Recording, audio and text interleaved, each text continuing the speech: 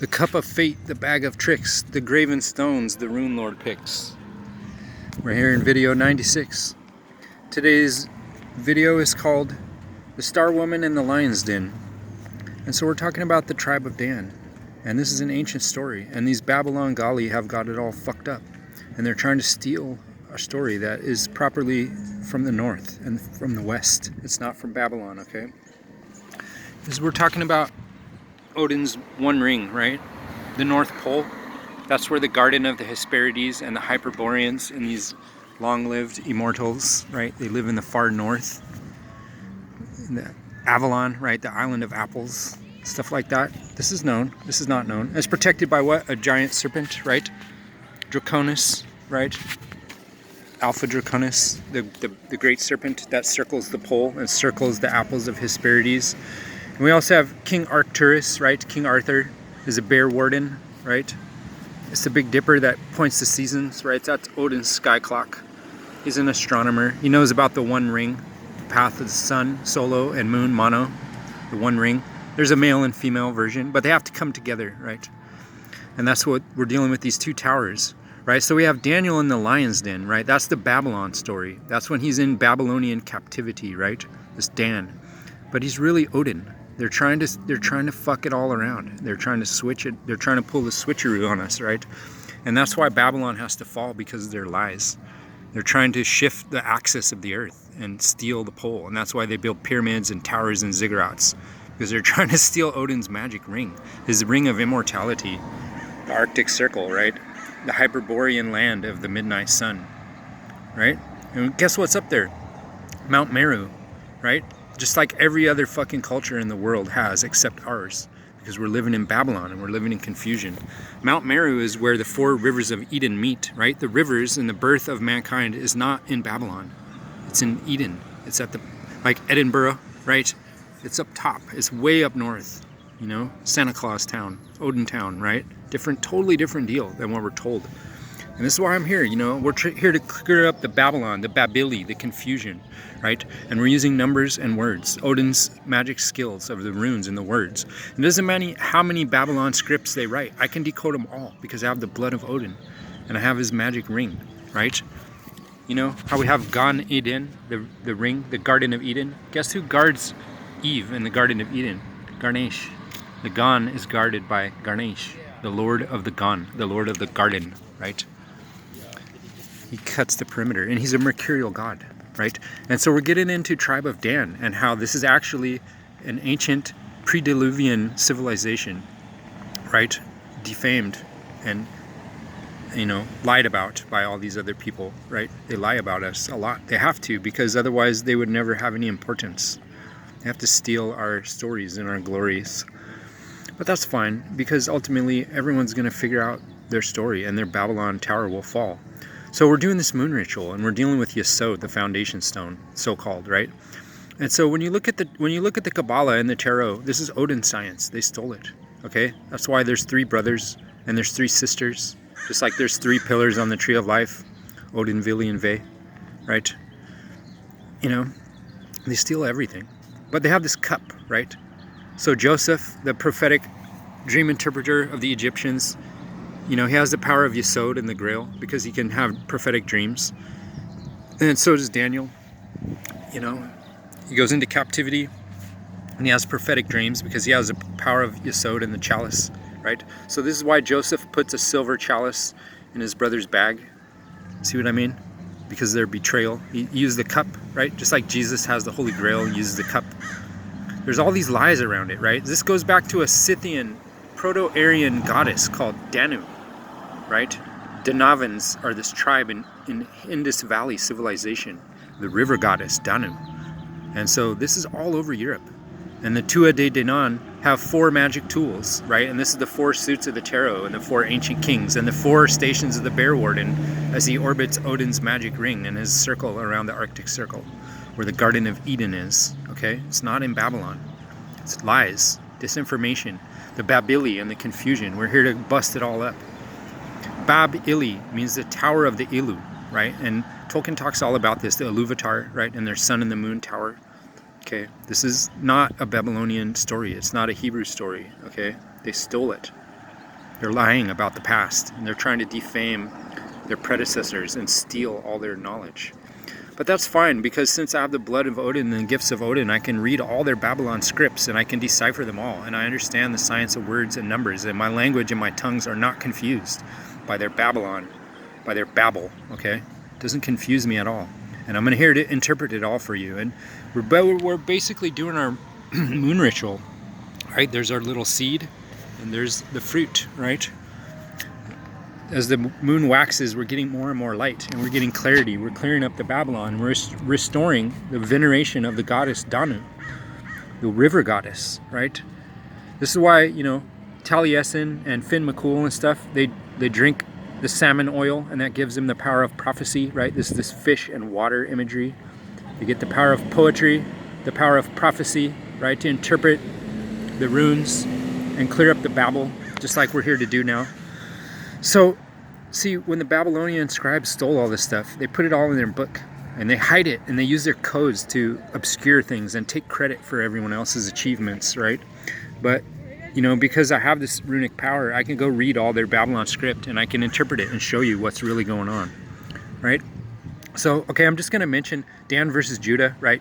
Dan's the northern tribe. He has a lot of boats, right? Judah's the southern tribe. Judah's the tribe of the lion. Dan is the tribe of the serpent, the eagle, and the scorpion, right? So you notice the tree of life has a serpent and an eagle, right? That's the North Pole. That's Odin, is the serpent's head. Okay, that's why druids are called Nadrids. It means a great serpent, okay? And when they say, you know, just as the brazen serpent was lifted in the wilderness, so shall the Son of Man be lifted up. They claim that that's Jesus on the cross, but it's Odin, okay? They stole it. You know, I'm not going to defame and just keep talking like that, but it's the truth. And we're going to show you with all their words and their codes, and I'm going to break them down, and we're clearing up the babble and confusion. So we're on video 96. So this is a very mercurial number, you know, and if you take it and divide by 2, you get Kokab, which means Mercury. That's 48, right? So multiply that by 2 and you get Ibn He Ezel, the stone of departure. And this is a mercurial stone. It's called a Hermaion by the Greeks. And this is where a crossroads or a boundary line between two properties exists. You have a stone of departure, and that shows you has, you know, this way to such and such a town, this way to Jaffa, this way to Acre, right? These two cities both total 96, which is our number today. These are both strongholds, migdols, if you will, of the Knights Templar and the Babylonian Empire, which poses as, you know, Hebrews. But anyway, yes, the stone of departure is a mercurial stone. Another word that's 96 is Amena, which means thorny, like a crown of thorns. The coronavirus, right? That's the aurora borealis around Odin's magic ring and his magic circle of the Garden of Eden. You know, so they're all pointing us back to Mercury and Odin, right? Then we have Jaffa. This is a port city of the Templars in the Babylonian Empire, and it's in the territory of the tribe of Dan. Okay, we have Kosi, a cup, right? This is Joseph's cup of prophecy, the silver goblet that he puts in his bag to try and frame his brothers. And then this is also the cup of the Danu and the Danoi, right? The cup of prophecy, the cauldron of Caridwen, and so on. This is the salmon that gives, you know, Taliesin and Finn McCool their prophetic power and wisdom and poetry and so on. This is the cup of Christ, the Grail, you know.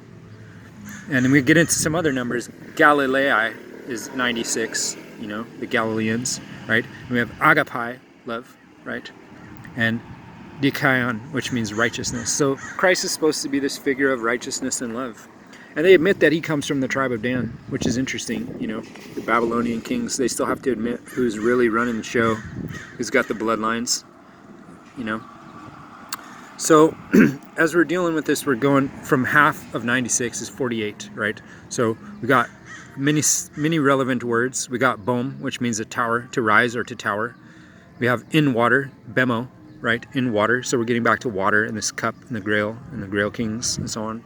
The Danoi, you know, these are all different than what we're told. And so the thing about the Danoi and the tribe of Dan, right, is he goes into the lion's den. He goes into the whore of Babylon's den, and he's not harmed, right? And he has the Virgo, he has the star woman to tame, you know, to tame that lion. And that's where we get Aquarius, the feminine water bearer who dumps out the cup, right? Because and you know, the antediluvian king of the Danann, right? The antediluvian king of Numenor and Aragorn and stuff like that, and Jeshudra and Atrahasis, right? They survived the deluge. The cup is not a threat to them. The cup is the source of their power because they rule the sea, right?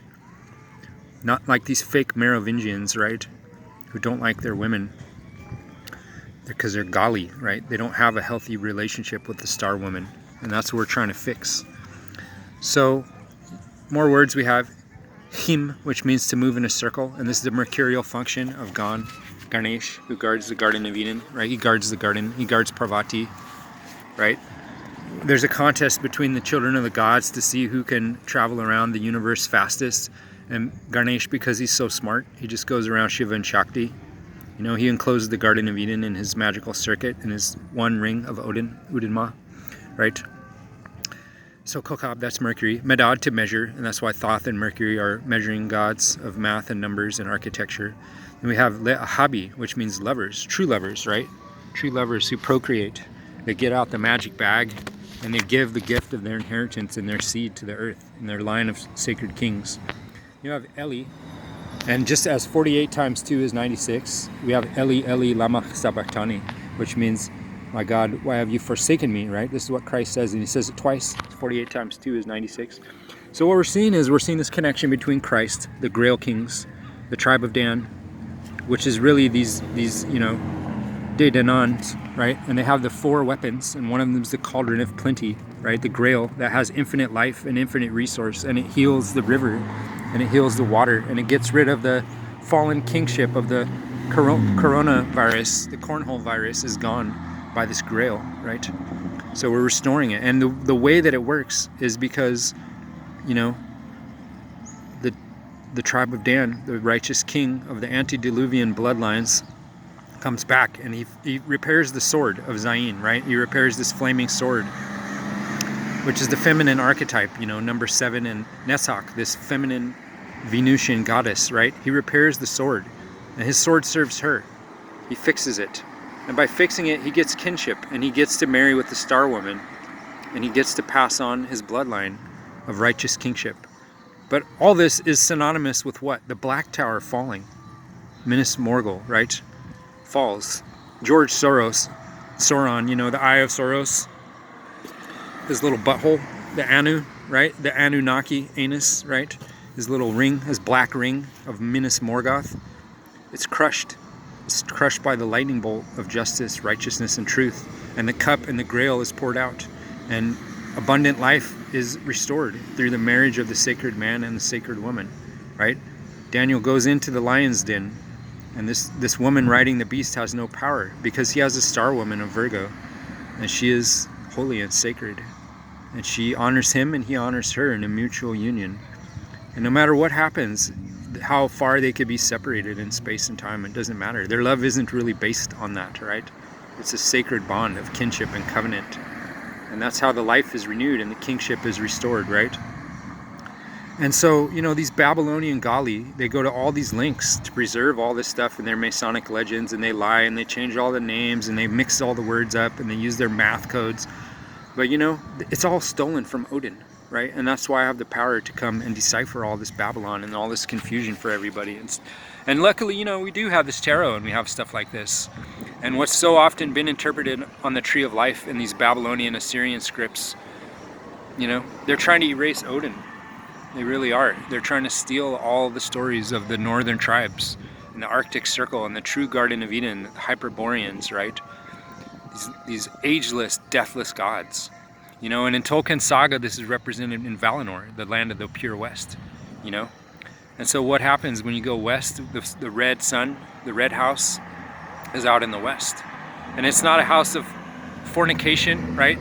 You're not conquered, you're not Nike'd by the 4 elements, right? You conquer the 4 elements. You don't need to fornicate. The 4 don't conquer you anymore. And that's how Odin goes up the tree from the cubical grid into the spherical nested grid above.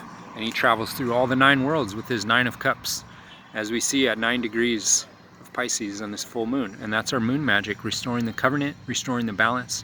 We're using the cup of prophecy. We're teaching the science of the runes and foretelling the future and good fortune and bringing it all, blessing and wisdom through this fish in this water.